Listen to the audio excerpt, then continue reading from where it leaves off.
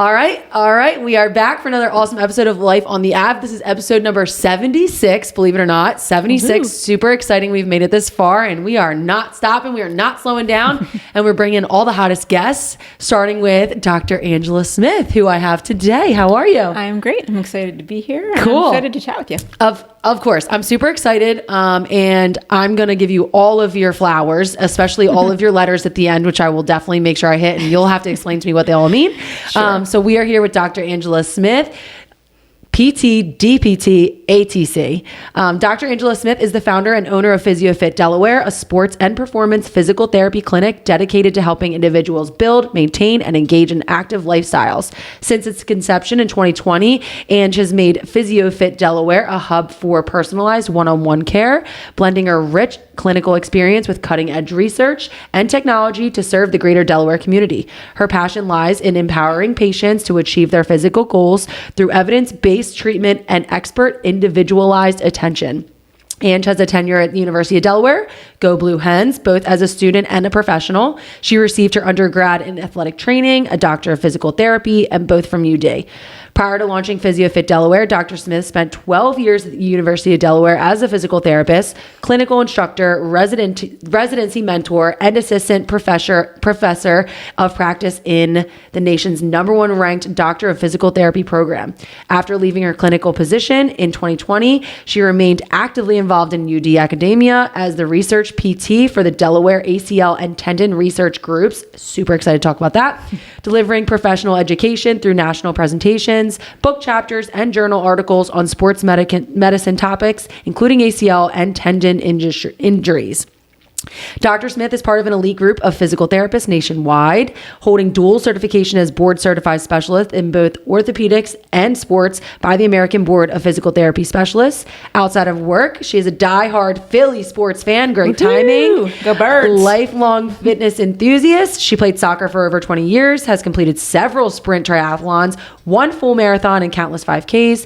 These days, you'll find her up before the sun at her local CrossFit gym, running around with her husband, 3 kids, and lovable golden doodle jersey. Welcome. Thank you so much. Woo! Hopefully I got all that right. Yeah, you nailed it. I know. Thanks. I tried my best. I did read this. Sometimes I don't read them in advance and I'm like slurring my words. But this was a tough one. I was like, I got to practice. You did great. And I just want to make sure you've spent a lot of time and I'm sure a lot of money on your education. Yeah. That's so right. we want to get that right. Yeah, you got That's it. Awesome. You nailed it. So tell us, how do we get here? Who are you? How much time do you have? Yes, right? Like 30, 45 minutes. But no, take your time.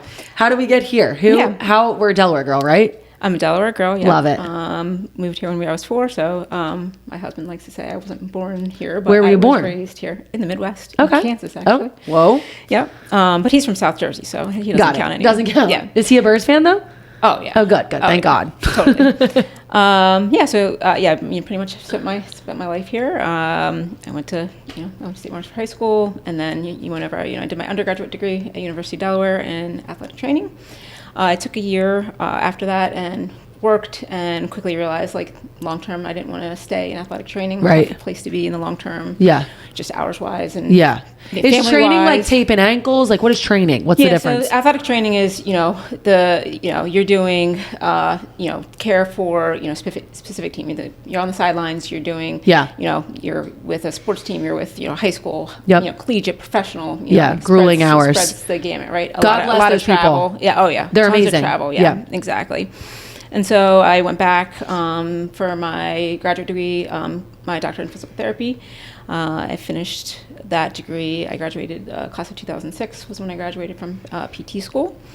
And then I actually took a year. My first job was actually up in New York City. I was there for a year, which was a cool experience. Yeah.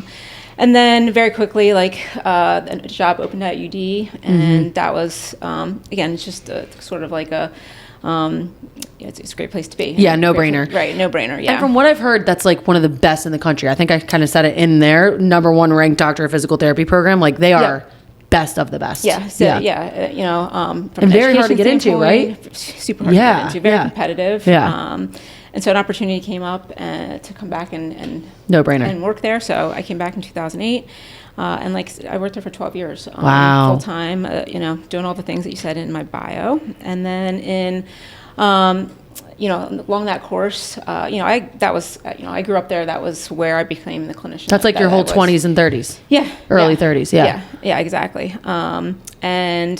Incredible place to learn, to grow, and to become who I was as a PT, and just incredible opportunities to do so many different things. And then, and basically what happened is in 2018, I had my third. I have 3 kids. I had my youngest in 2018.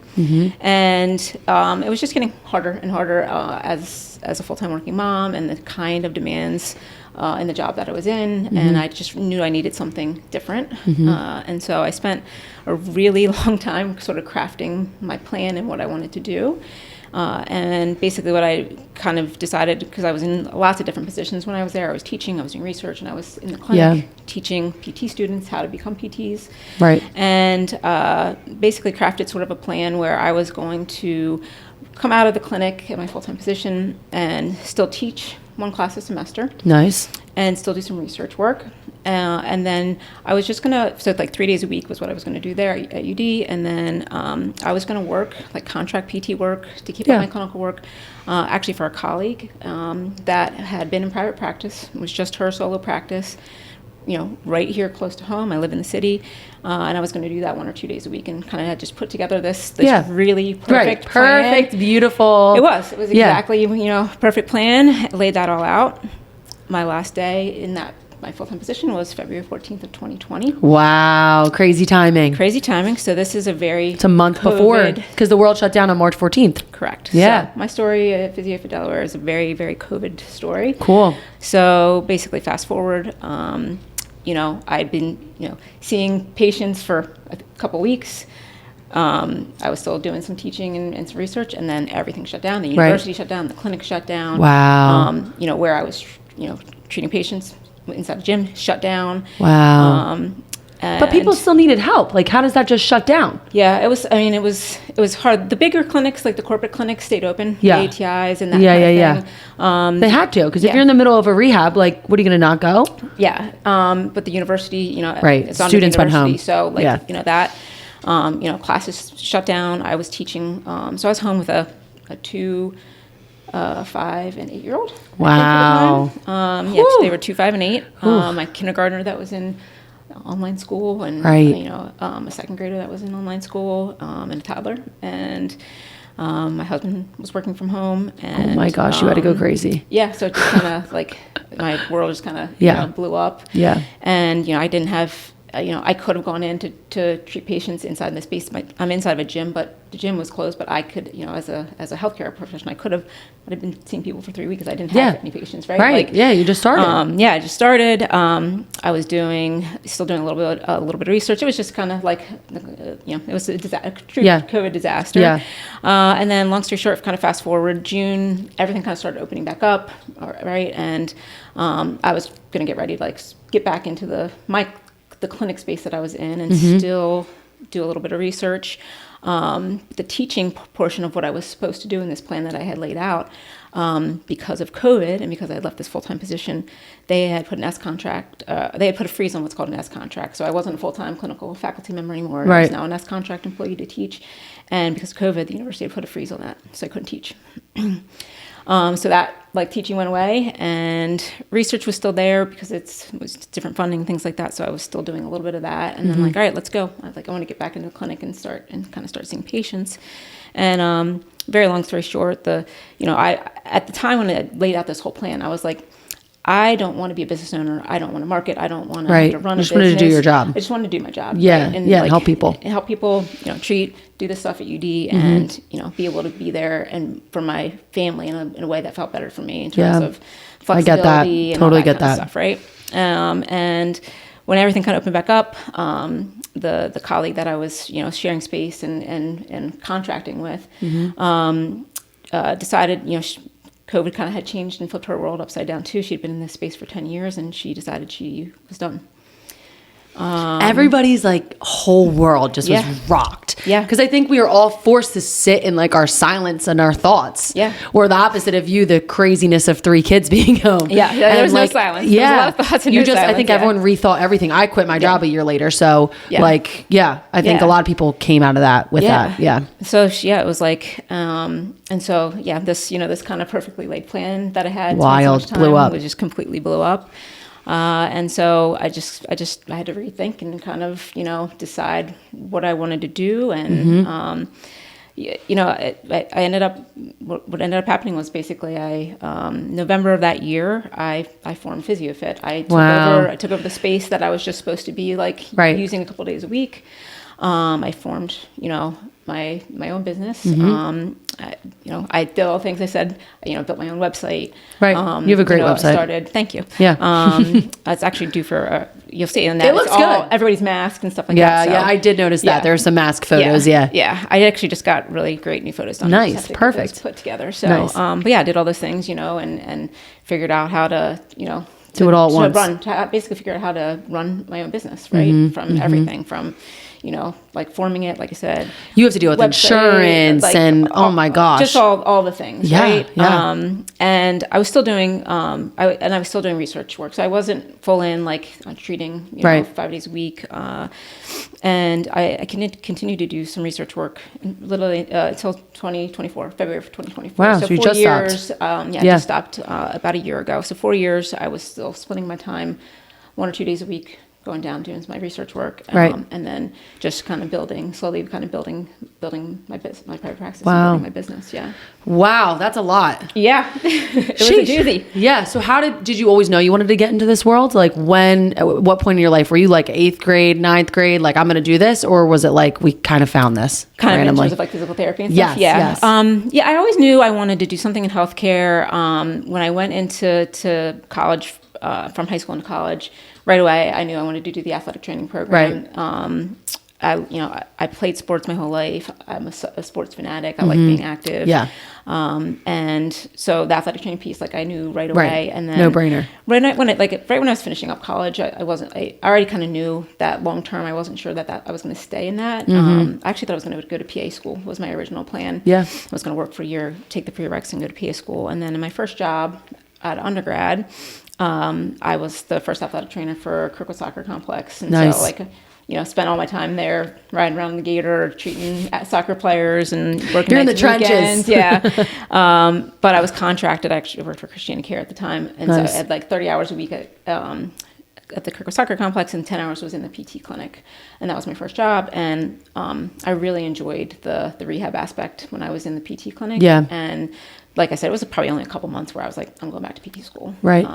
So I always kind of knew there was a bigger plan. Yeah, that was the. So who's like your target demographic? Like, I'm sure it's probably huge, but like who is like your typical patient? Who are you mostly seeing? Yeah, that's a great question. If you could generalize it, it's athletes and active adults. Anybody who's moving their body, to me, like that's an athlete. So anybody, a lot of my patients, 20s, 30s, 40s, 50s. And everybody is, it's you, it's the, you know what I mean? It's people that are listening. It's from, runners to CrossFitters to, I just see a lot of BJJ athletes, to just like, I like to live an active lifestyle. Right. I want to run around. I want to run around with my kids, and I want to be able to do a 5K here and there, or I want to lift. I'm a CrossFit person myself, so I do really enjoy the CrossFit population. But anybody who's active, and really. People, I've had CrossFit injuries. I did Black Ops for a while, and like had some minor back injuries, nothing crazy. But people do. I feel like.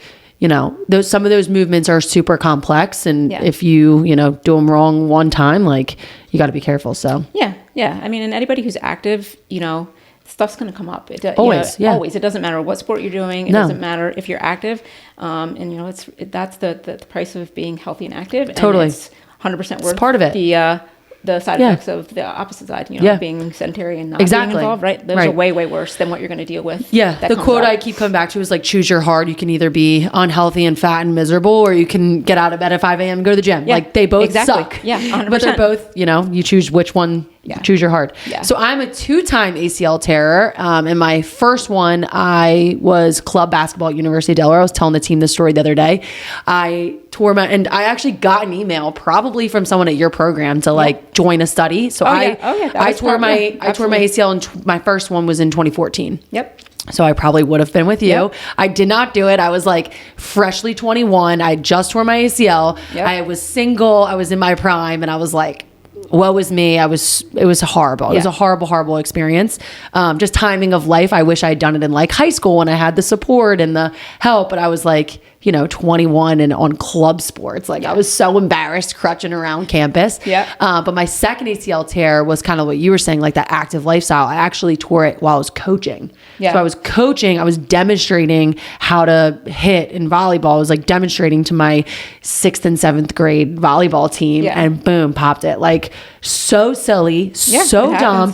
And it was just like, it was 100% my own fault. I hadn't stretched, I hadn't warmed up. Like I shouldn't have been doing that. If I was doing that, I should have been wearing my brace. Like just so silly. Yeah. And I honestly think my second surgery was better. So I went to Dr. Mesa both times. I'm sure you know him. Mm-hmm. Yeah. So my second surgery, I think he like got it better. I don't know what he did, but I think my second surgery was better. But yeah, so I went through the intense ACL. So were you tore your graft? Same side? Same side. Yeah. So you tore your first Correct. graft. My first one was not my hamstring, was my own bone, patellar tendon bone. Yes. Yeah. And then my second one was a cadaver. Gotcha. And that surgery was better. And he said while he was in there, my meniscus was torn too. So he was like, just clean up your meniscus while I was in there.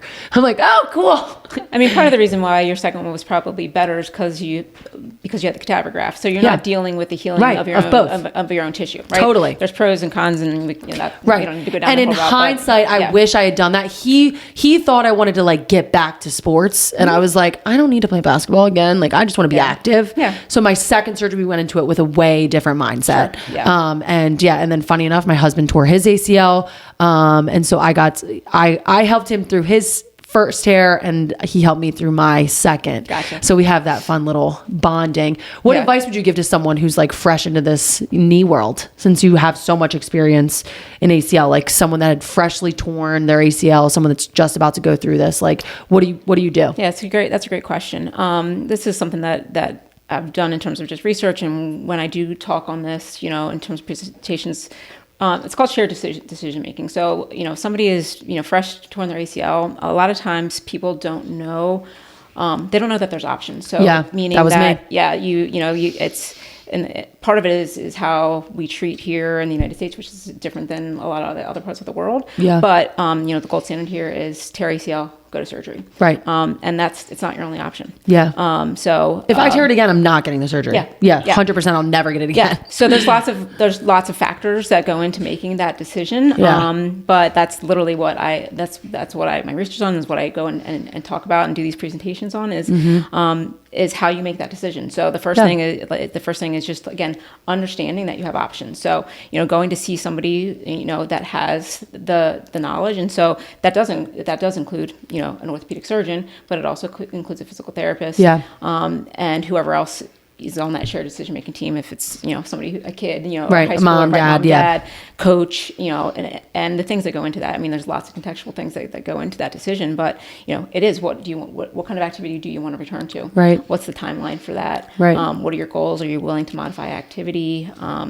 Age, what do you have coming up in your life? I've had people come to me and say, I'm getting married in 3 months. There's no way I'm going to have ACL reconstruction. No, right? So those kinds of things really, really go into that decision-making process. And you can, it's not, but you can be successful with non-operative management. Yeah. Again, it is not for everyone, and there's so much that goes into how do you make that decision. Right. But that's something that I also specialize in, is helping people make that decision and then treating people non-operatively, as well as post-op and across the spectrum. But non-op management is an option. So it's just getting to the right person, somebody who's really, truly an expert in ACL injury, and getting all those factors to really decide what's the best thing. Yeah. Is it true it's more common in females?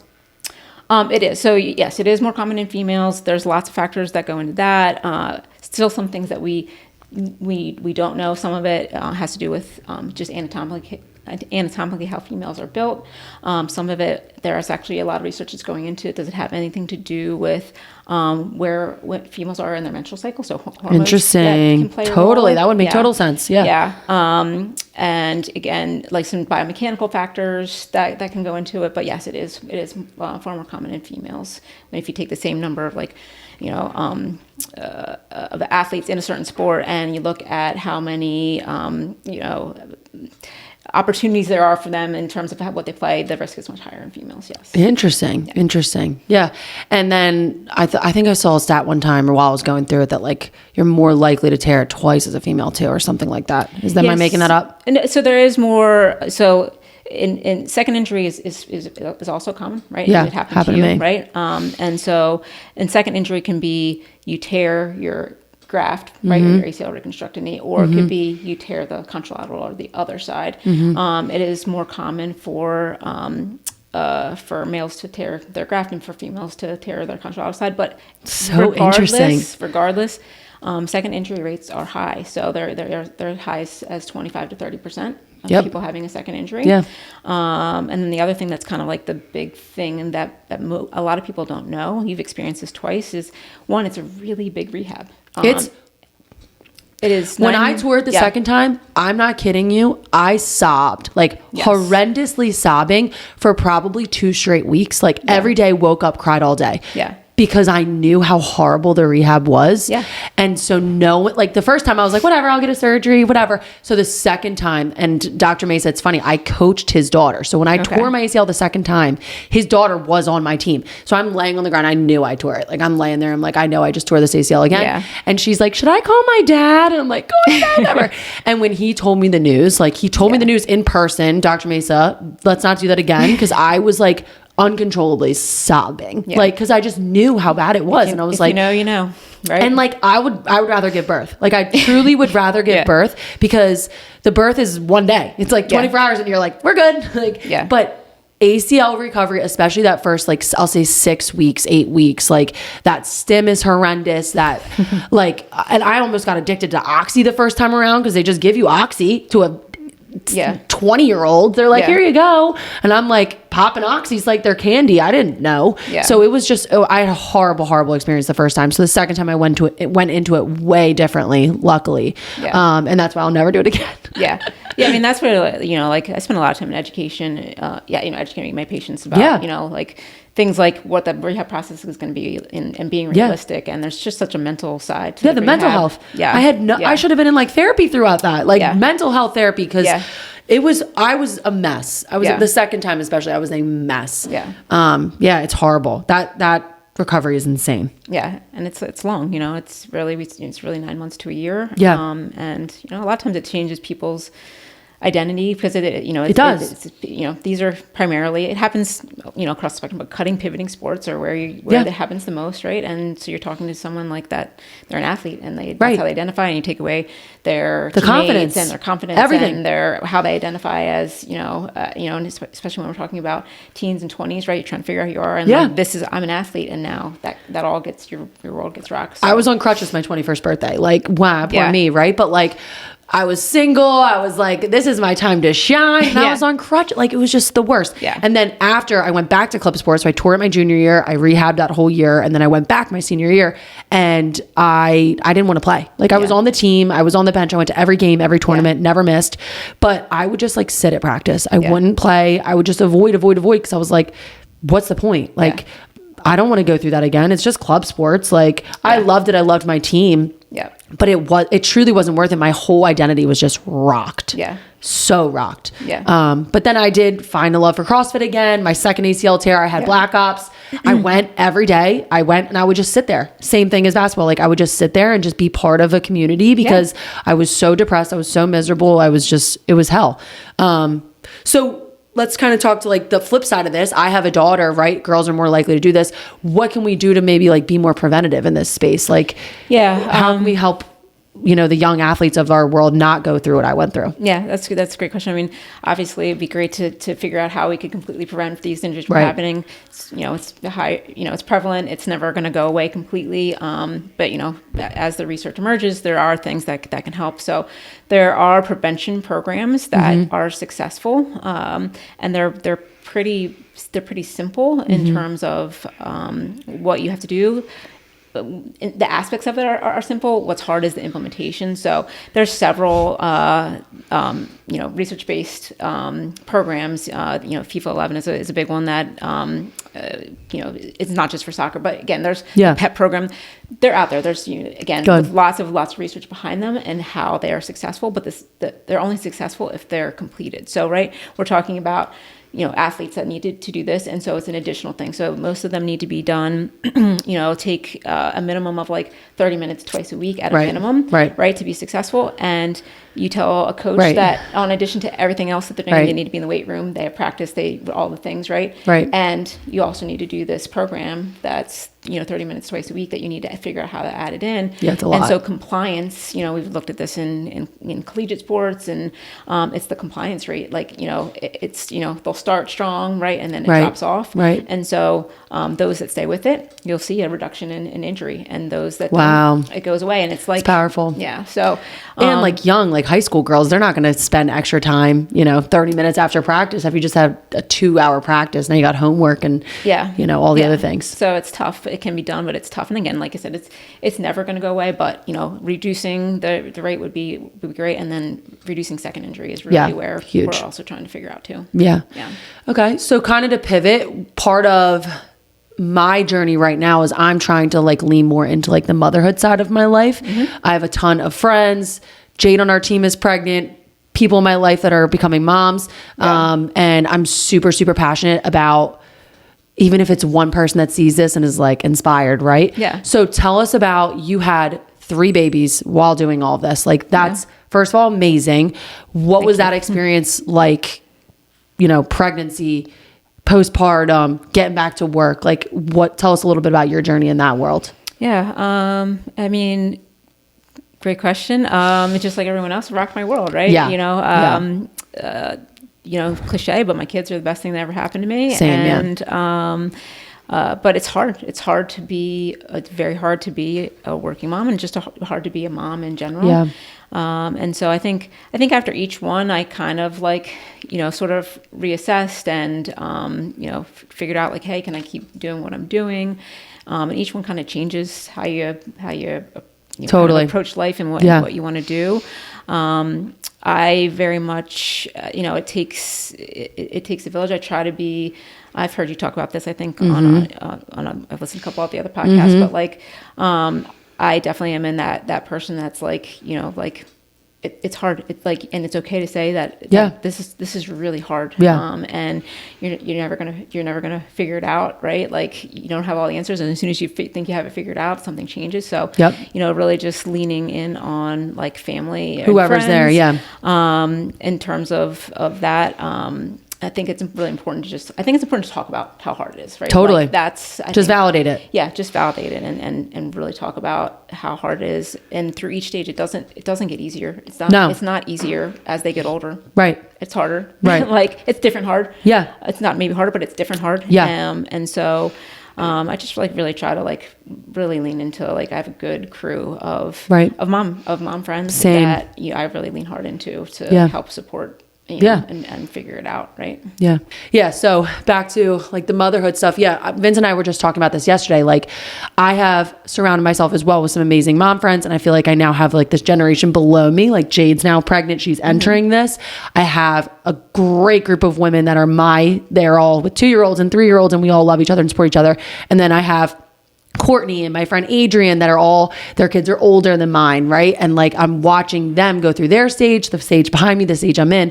And exactly to your point, I've kind of realized, I think I spent a lot of my initial motherhood days of I'm in the hardest part. Yeah. You all have it easy. You're just pregnant, it's easy. Oh, your old kids are older, it's easy. And the older I get and the more I look above and below and within, I'm realizing there's no magical easy stage. No. Whatever stage you're currently in, is the hardest. Yeah. Like it truly is. Like my friends that have the older kids that are now worrying about like my cousin's going off to college and their kids are driving. And I'm like, oh, I have sleepless nights with my babies. You have sleepless nights because your kids are on the road. Like, holy smokes. Like, so I totally agree with that. The more I am in this motherhood journey, I'm only 3 years in, I'm like, every single stage is difficult. Whatever you're physically in is the hardest. Yeah. I think that, it's true. They say bigger kids, bigger problems. Yes, right? totally. It gets bigger and scarier. Exactly. And as you go along. Right. So. And then let's flip it back to the business side, more money, more problems, right? Like, so now you work for yourself, you have your own business. Yeah. I'm sure you're still involved with UD, but you don't like work there anymore. Correct. Yeah. Like I said, transitioned out in February 2024. So that chapter is closed. That chapter is closed. So this past 2024 was really the first year, the past year that I really was like, all right, I'm all in on PhysioFit. Like, this is where I'm spending my time. Yes. How do I want to grow? And awesome.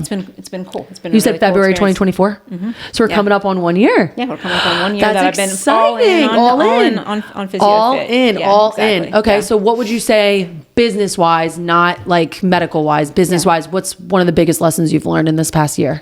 Oh, great. That's a great question.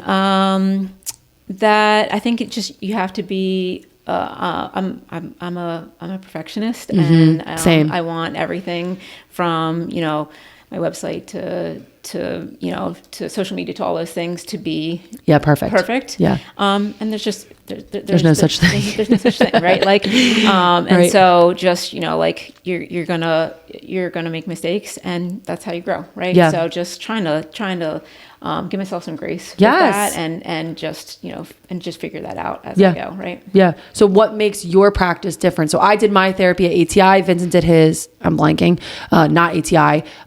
What makes you different? What's special about PhysioFit? So that's actually one of that's our kind of our tagline is come see the difference at PhysioFit. Love that. It's like a sexy tagline. Come see the difference. Again, there's the gamut of sort of commercial insurance-based physical therapy to, a lot of people are moving to more of this fee-for-service, cash-based model. Yep. And that's where I'm at. I'm one-on-one, so I don't use techs, aides, students, any of that thing. So everything with me is one-on-one. I love that. 100%. Love that. Because if I showed up to ATI and it was a different person that day, I'd be pissed. Yeah, and I'm like, I don't know you. Like, you're a stranger. Now you're touching all over me. Like, this is weird. Yeah. So it's just, I love that. Everything is one-on-one. We do 1 hour sessions. And so you're getting a ton of value and time with me. Yeah. Right. In terms of just expertise. Really, my practice has been super successful because of, I think, connection. Like I've done I really have done zero marketing. Everything has been word of mouth. That's 100% I love that. how I've grown my business. Is just word of mouth.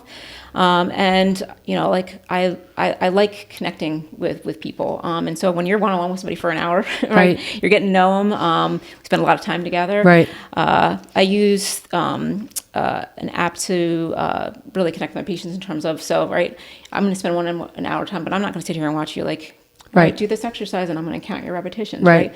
So I really empower people to be able to do things at home and on their own or integrate things into the gym. So I use a really cool app that basically I do all my programming in there. It has a chat function so they can say, they can check off if they did their exercises. You don't have to, but some people really I would eat that. I would have eaten that up. Exactly. I would have eaten that up. Mindset, right? Like check. Yep. If I'm giving you, strength-based stuff, you can tell me the weight that you did. I put videos of your exercises are in there. So just a really cool way to sort of connect and keep in touch when you're not, right? I'm with you an hour to a week and then you're right. You got to be able to do things on your own. So a way for us to stay connected outside of just being one-on-one in the clinic. I have some really cool technology that's kind of fun and cool. I just got some force plates, which are really cool to use. I use something called it's a valve dynamometer, so kind of look at strength in a way that you can get some feedback right away. Actually, puts you percentile wise where you are with other people your age. And, sweet. I would love that. Right? I would eat all that up. And then you can also, it's a really cool way for people to see their progress. It gives you graphs and all that kind of stuff. So you can see, right, I'm measuring quad strength, right? That's huge after ACL rehab, right? And so, we measure both sides, and then again, we see progress along the way. So very cool. That's kind of a cool thing. And then I think one of the other things, it's just kind of like is, have you ever had dry needling? You know what dry needling is? No. No idea. No. So dry needling is a really cool tool that physical therapists. Is it like in your back when they put like literally just needles in your back? So it's, I mean, it could be anywhere. It's the same tool as acupuncture. So Okay. it's and then things diverge from there, but it's the same tool. So a small, very thin monofilament needle, but we use it in the musculoskeletal system as really, really cool tool that makes some really, really cool changes quickly. But basically, you insert the needle into like a trigger point. Wow. And then we'll pair that with electric stimulation. So we put needles in, and then you can pair it with e-stim.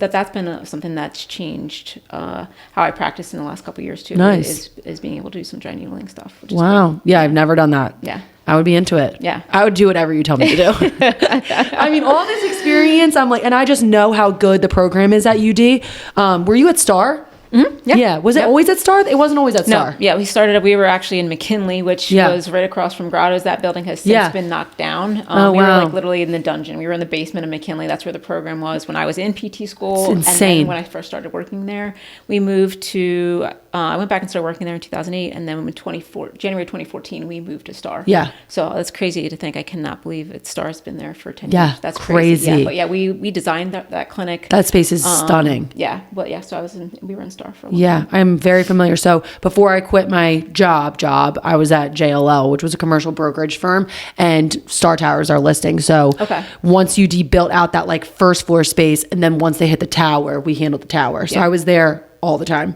Yep. Very, very familiar. I'd be like walking down the hallway and there'd be crutches and wheelchairs and all the things, and like state of the art. Yeah. So I know you've come from the best of the best. And I know friends that couldn't get into that program. So I know how hard it is to get in. Okay, so let's kind of pivot to like Delaware Trolley. So you have an office in Trolley. I would consider Trolley. Maybe you would consider the Highlands. So you're at 62 Rockford, and you're out of that gym space on the first floor. Yeah. So Fit is the gym. It's a personal training studio. That's a little hidden gem that a lot of people in the neighborhood do not know about. So if you're looking for a gym, our neighbor across the street works out there. He loves it. Yeah. Huge fan. Yeah. So I'm in there. I have my own space in there. I have 2 treatment rooms and some other open space. But I also have access to all the gym equipment, which is really cool, right? So you get really personal experience, but like, I get people on the squat rack and, using the kettlebells and that's perfect. Sleds and all that kind of stuff. So it's really nice to be able to have access to that space as well. Cool. Yeah. So what's like your go-to day? Like if we're going to get coffee, you're going to get lunch, where are your go-to businesses around here that you like to frequent? I love this community. Well, first of all, I'm a Thrive Athletics girl. Yes. We need to shout out Thrive. So Max Cutler's been on the podcast. We're super good friends with Katie Cutler. Huge fan of Thrive. Cole Cyberworks out there. Jade Ruff, my sister Brenna. We've done a couple workouts there as a team. We're huge Thrive fans. Yes, I'm a huge Thrive fan. I met Max, and he actually is the one that kind of I changed gyms about a year and a half ago. So I have to shout out them. And because of my relationship with Katie and Max, I got Cafe Karma is one of my places for sure. Locally, just before I came here, Scout. I love Scout. Love Cafe. Scout. Yep. That's a really chill place that I like to go. I'll go there to work, and it's just like a real cozy environment. Love their breakfast sandwiches. Yeah, great place. So those are definitely my coffee places. The other one that's kind of also I think a hidden gem, just and based where my office is Caffeina. Yes. Right? I love We've done a video there. I've still never actually been, but Patrick's been. We did a whole Trolley Trends video there, and they're always posting new menu items. I'm like, this place is crushing it because they're always coming out with more. Yeah. That's a hidden gem. Yeah, I love that place. Nice. So. Where's your favorite like go-to takeout in this area? If we're doing dinner with the kids, like quick takeout. Yeah, so we do this. We have this rotation with my family every Friday night. We usually do takeout and a movie, and we like rotate through. Right. Nice. What kid to adult gets to pick. So my middle and my oldest are gonna pick El Diablo. Every single time. We're Friday El Diablos. That's our thing. Yeah. So that's oftentimes El Diablo a lot. My youngest is a big Goobers fan. Love Goobers. Okay. She's 6, so like she wants to go there. So like that's oftentimes that's where she'll pick. Cute. So those are just a couple of my favorites. We just got into Scalessa's recently. What have you been sleeping on it? I don't know. We went for Christmas Eve. That's where we went for our Christmas Eve dinner. Was Scalessa's. The best.